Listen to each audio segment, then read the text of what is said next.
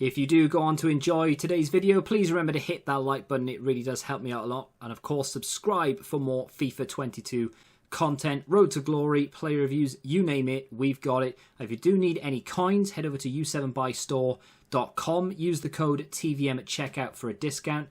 The link is in the description. What is going on, guys? TVM here. Welcome back to a brand new play review. No one crazy just yet, but there are a couple of some decent players coming, actually. Oyarzabal is one of those 85 rated cards that will cost you a whopping 3,000 coins. I cannot believe this guy is that cheap. In fact, I can't believe a lot of the cards are this cheap. So at this stage of the game, players like this, very, very viable because you're not playing against stupidly fast defenders just yet. There are a couple, but this guy has what it takes to score some really nice goals, some really nice passes, and you can play him in a number of positions right now before people really get used to the game. You can get away with playing him as a right wing, a left wing. You can get away with playing him as a striker if you really want to, or you can play him as a cam or a centre mid. Very versatile player for the first couple of weeks of the game.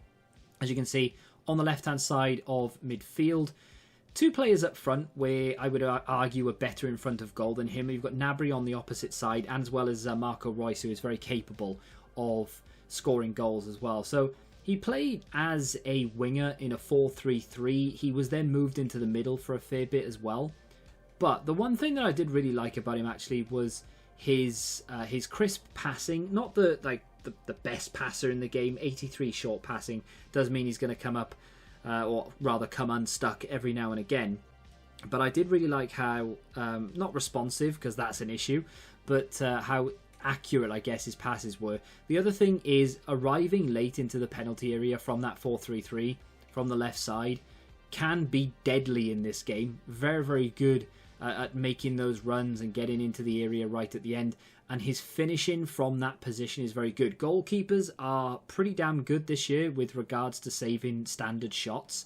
Not necessarily good at saving finesse shots, but that's for a different video. The one thing that Oyarzabal is very good at doing is just hitting it straight across the goalkeeper with power. He has only 80 shot power, but 84 finishing with 83 composure.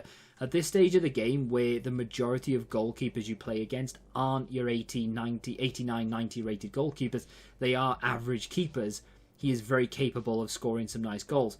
Now, with that being said, of course, he's not the best card in the game, but for 3,000 coins, he has to be value, because there's no way you can lose money on him. The only way is up for these type of cards. Now, in a week's time, you'll be like, damn, why didn't I buy all these players? Now you're probably thinking, I can never see them going up. All of a sudden, FIFA 21 is long gone in the memory. And remember last year, I'm trying to cast your mind back, it was only a couple of weeks. All these cards, 85 rated at one point, were worth stupid amounts of money. Just before EA started giving cards away for free, they were worth a lot. The market was very, very high. Now the market is on the floor, new game, and it's because the game isn't out properly yet, and various other things, of course. But for these cards to be 85 rated and to be as cheap as they are, you have to pick them up. Even if you just try them and then sell them on again, there's almost no way you can lose money on these. I wasn't a massive fan of his weak foot and, of course, skill moves as well, but I'm not really using skill moves much right now because passing is king.